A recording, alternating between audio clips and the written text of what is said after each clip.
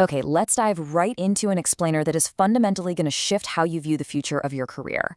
Honestly, it's time we move past that generic, vague anxiety about the future of work. Today, we're skipping the fluff and getting straight into the cold, hard mechanics of the new workforce. Look, you've definitely heard that familiar, almost sci-fi refrain about machines coming for our livelihoods, right? But that popular framing of AI just swooping in and replacing full 9 to 5 jobs, it's completely outdated. Actually, it's a way too comfortable way of looking at things compared to the structural deletion that is happening silently in boardrooms right this second. We are not facing a standard tech disruption here. What we're actually witnessing is a permanent removal of entire layers of work. It's a systemic deletion of human economic participation. And the craziest part? It's being executed seamlessly and so quietly via enterprise software. There are absolutely no dramatic headline announcements. So, to understand what the surviving workforce will actually look like, we need to audit the signal through a really precise 5-step framework. Here is the agenda for this explainer. First, the AI timeline trap. Second, the 3 tiers of job exposure. Third, the silent corporate math. Then we'll cover skills that compound and decay. And finally, number 5, the 2030 workforce architecture. All right, let's jump right into section 1, the AI timeline trap. So there's this historically comforting myth that new tech always creates new jobs to replace the old ones. But looking at the timeline of history really exposes the major flaw in that optimism. Sure, new jobs eventually emerge, but think about the scale.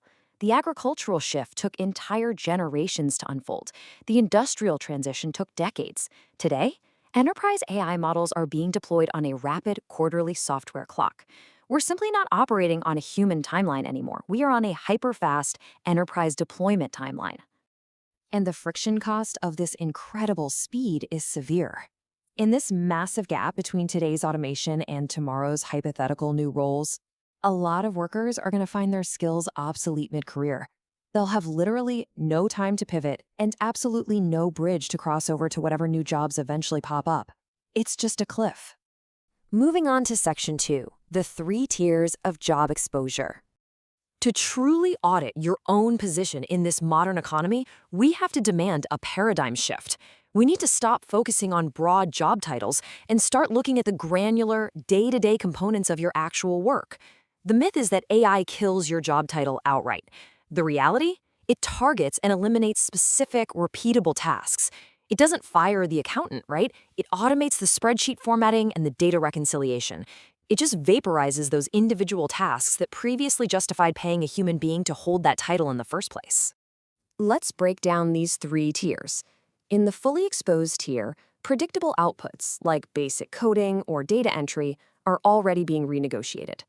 Down at the bottom, in the structurally insulated tier, value comes from deep human relationships or carrying heavy legal liability. Think of surgeons or lead structural engineers. But take a close look at Tier 2, partially exposed. These are middle-level roles that nominally require judgment.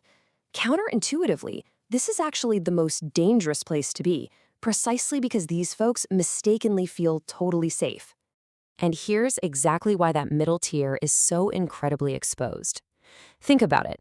If AI tools allow 12 analysts to operate with a capacity of 60, a business doesn't keep all 12 around just to do 5 times the work.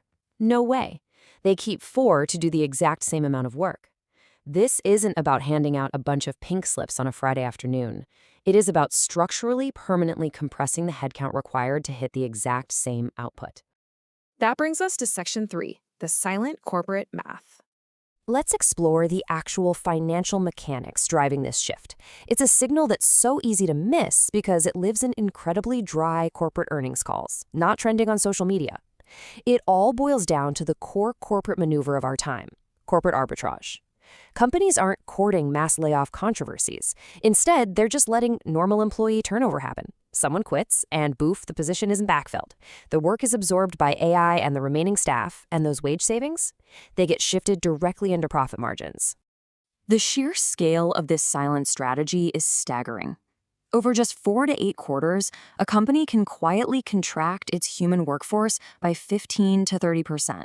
15 to 30%, all without ever announcing a single cut to the press. It is quite literally a mathematical evaporation of available roles. So you really have to ask yourself, where do those evaporated roles go? Well, the hard truth is this: it's not malice, it is simply arithmetic. Because Wall Street analysts reward these widened margins with higher company valuations, every single publicly traded corporation is now financially incentivized to replace human labor wherever they possibly can. And arithmetic? It doesn't negotiate. Let's look at Section 4, Skills that Compound and Decay. Knowing this undeniable corporate math, you have to run a cold, logical audit on your own professional balance sheet. Are your skills assets, or are they liabilities? Decaying skills are narrow, they're repeatable, they're process-based. Think basic copy editing or standard legal document review. For the first time in modern economic history, being highly specialized is actually a major vulnerability if that specialization is based merely on executing a predictable process. Compounding skills, on the other hand, are wide, contextual, and rely heavily on managing human trust and exercising deep judgment. This reality completely reframes where our value comes from. AI does not make human judgment less valuable. What it does is make mediocre human judgment completely worthless, while making exceptional human judgment extraordinarily scarce. If your daily work involves asking better questions than the model, verifying human accountability, and managing complex trust, then your value is actively compounding. What we are watching unfold right now is the middle ground of average, repeatable, professional work hollowing out incredibly fast. The market for the average is collapsing. This leaves far fewer seats at the table, but it sets an incredibly high bar and a massive, massive premium for the elite who manage to remain. Finally, Section 5, the 2030 Workforce Architecture. Vague warnings about the future really aren't useful for focused learners like us. So let's look at the specific structural blueprint of what the surviving professional landscape will actually look like by the end of the decade. The workforce is strictly reorganizing into three primary structures: the AI-augmented specialist, the trust-based practitioner, and the signal creator. You need to deliberately, proactively target one of these three architectures if you want to thrive. Let's break these down real quick so you know exactly what to aim for. First up, the augmented specialist. This is the person orchestrating a whole suite of AI tools with elite strategic judgment, effectively doing the work of an entire former team. Second, the trust practitioner. They survive because they carry the unbearable legal, financial, or physical consequences of error. Think of the person actually signing off on a skyscraper's structural blueprint. Third, the signal creator. This is someone who produces a distinctly human, lived experience synthesis, a verified human differentiator in a sea of machine-generated content. Your value absolutely must fall into one of these uniquely undeniable categories. The gap between the people who audit their position today and the people who realize it too late isn't measured in luck. It is measured purely in timeline.